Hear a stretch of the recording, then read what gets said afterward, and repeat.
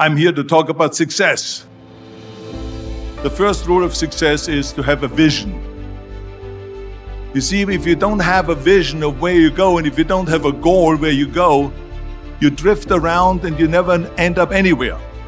It's like you can have the best ship in the world, you can have the best airplane in the world. If the pilot or the captain doesn't know where to go, it would just drift around. It will not end up anywhere, or most likely in the wrong place.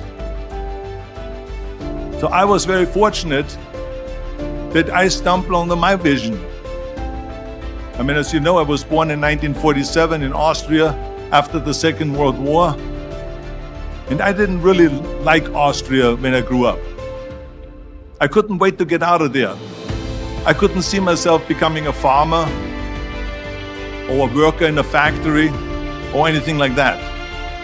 Even though my parents wanted me to stay there and have a normal life. My father wanted me to become a police officer like he was. My mother wanted me just to stay there and marry a girl with the name of Heidi, hopefully, and have a bunch of kids and run around like the Van Trapp family in The Sound of Music. But that was their vision, not mine. My vision was totally different. I felt that I was born for something special, for something unique, for something big. So I was searching. Then one day I went to school. I remember I was 11 years old, and they showed a documentary about America. And there they showed in this documentary the huge skyscrapers, the high-rises, the huge bridges, the 6-lane freeways, the huge cars with the wings sticking out, and all of this stuff. And I said to myself, that's where I want to be. I don't want to be around here with these little farmhouses and these little buildings and everything is old. I want to be in America. But now the question was just, how do you get to America? In those days, it was a very expensive trip. It's not like today. So again, I was very fortunate that one day after school, I walked by a store in Graz, which was called Brühl. And it was the only store that really sold kind of American stuff. So one day, they had jeans there, American jeans. And then they had the bull walker. And then they had an expander and some barbells and some dumbbells and an exercise bench in the window. So I went inside and I looked around and I looked at this stuff, and then I saw a magazine. I saw a bodybuilding magazine that had Reg Park on the cover. Reg Park was then a 3-time Mr. Universe. And I saw him on the big screen as Hercules. And on the cover it said, how Reg Park, Mr. Universe, became the Hercules star. That's what the cover story was all about. So I looked at the cover and I said to myself, I got to get this magazine. So I bought the magazine, I took it home and I read it over and over from the front page to the back.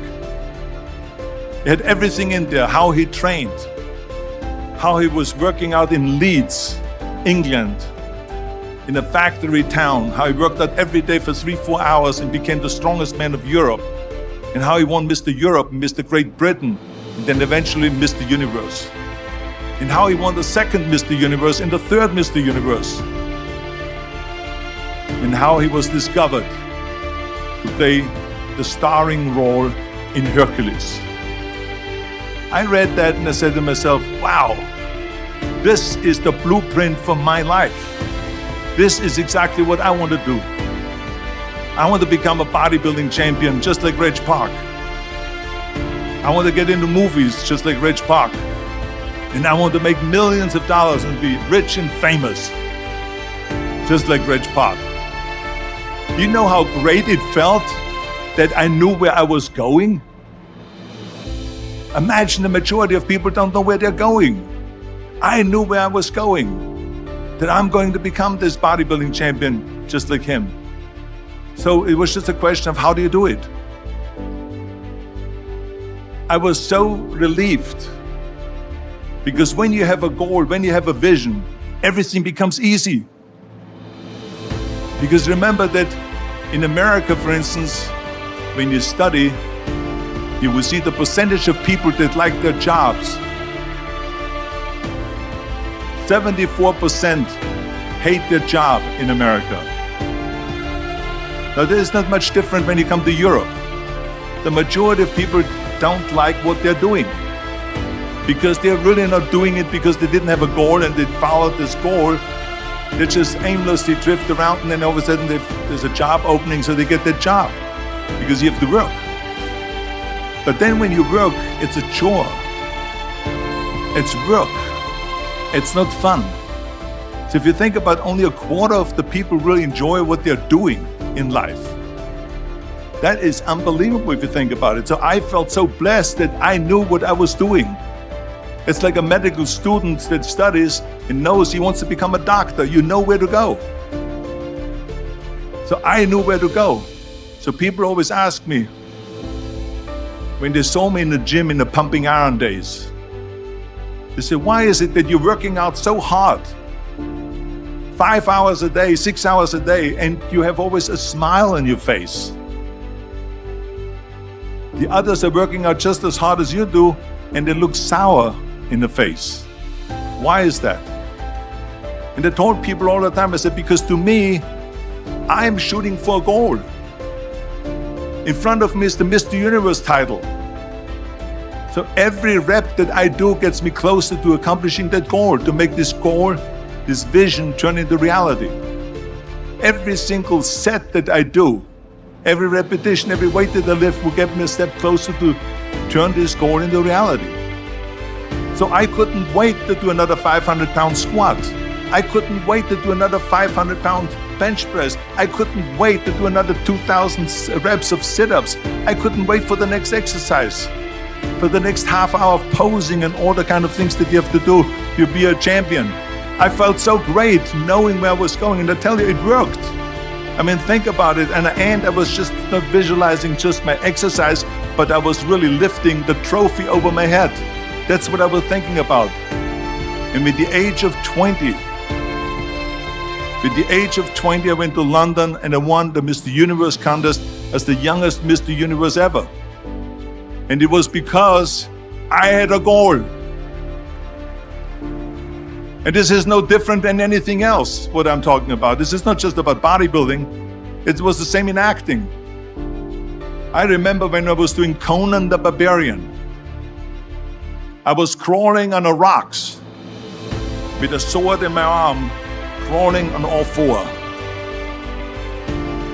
And of course, being that it's Conan, I didn't have clothes on or anything like that, right? So I was kind of, my knees were bare, my elbows were bare and everything else. I'm crawling on the rocks. So after 10 takes, my elbows were bleeding and my knees were bleeding. And the director came to me and he said, Arnold, I'm so sorry that you have to go through this, but we need one more take. A close-up of you crawling with the sword towards the camera.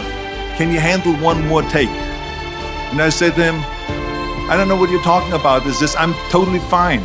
He says, but you're bleeding. I said, because I don't feel it, because I can visualize what the scene will look like in a film. And I'm so excited about this scene. I was visualizing crawling up behind Falser Doom, which was played by James Earl Jones.